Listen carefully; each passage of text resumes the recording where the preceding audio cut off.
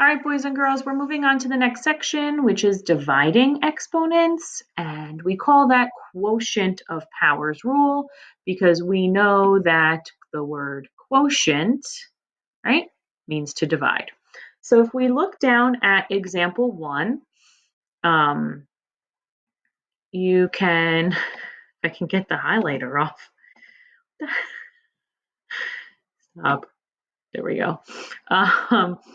So example 1, it says to do exponential form to expanded form.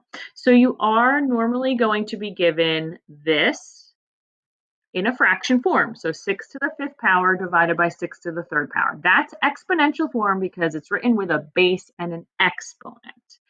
Put that into expanded form. What is 6 to the 5th power?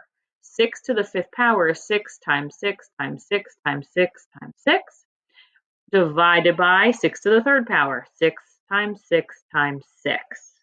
Okay, so that is your first step. Then if we move down to step 2, it says to cross out from the numerator and denominator. So I want you to look, is there a 6 in the numerator and also a 6 in the denominator? And you're saying, yes, Mrs. Morris, there is. So what we're going to do, we're going to take 1 from the numerator and cross it out with 1 from the denominator. We know 6 divided by 6 is what? It's 1.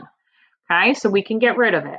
So I want to keep doing that as many times as I can. Once you use it, though, it's gone. You can't continue to use it again. So I see that there's another 6 in the numerator and another 6 in the denominator, and I can cross those ones out. And it doesn't matter which ones you do it. Like I see that there's another 6 in this denominator. I could go like that if I wanted to.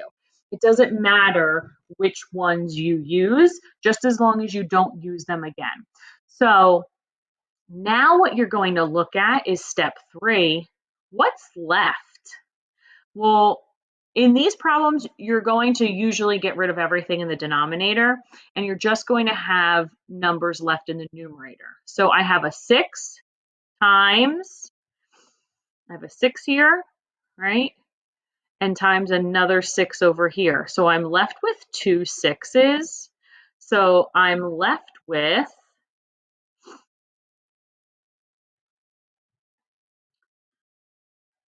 6 times 6, which, write it in exponential form, is 6 to the 2nd power.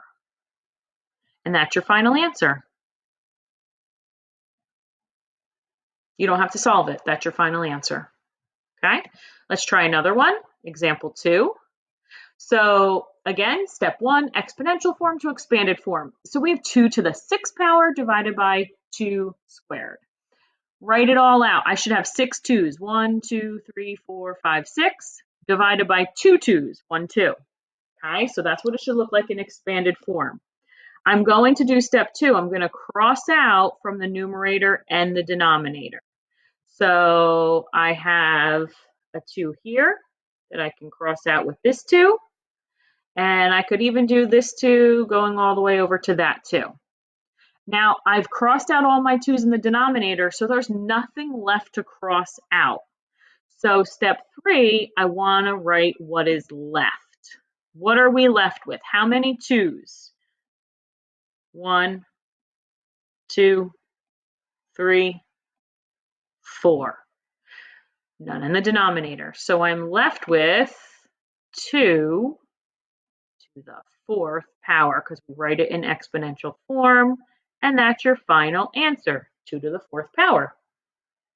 I wanted to show you what this rule is actually doing, but if you get the hang of it, you don't have to write it out in expanded form every time.